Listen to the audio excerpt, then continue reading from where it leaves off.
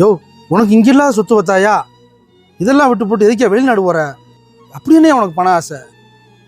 பணத்துக்காக போலாம் மாமா. என் பிள்ளைய பாதுகாப்புக்காக போறேன். யோ, என்னையா சொல்ற? என்ன மாமா செய்ய?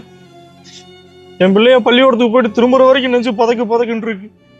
விளையாட போனாலுமே நெஞ்சு பதக்குன்னு இருக்கு. எந்நேரமும் நெஞ்சில நெருப்பை கட்டிட்டு இருக்கிற மாதிரி இருக்கு மாமா. எங்கிட்ட திரும்பினாலும் பாலியல் தொல்லை. பச்சை பிள்ளைல கூட விட மாட்டான் மாமா, சண்டாளைங்க.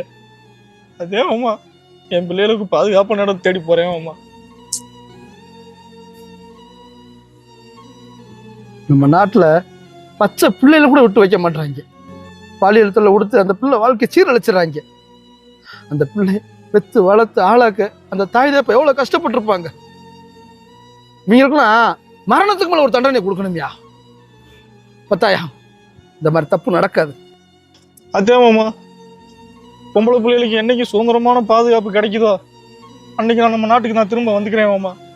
தான் பெத்த பொம்பளை பிள்ளைக்காக நாடு விட்டு நாடனா கண்டை விட்டு கண்டம் கூட போகலாம். பொம்பளை பிள்ளை பாதுகாப்பா இருக்கும்ல.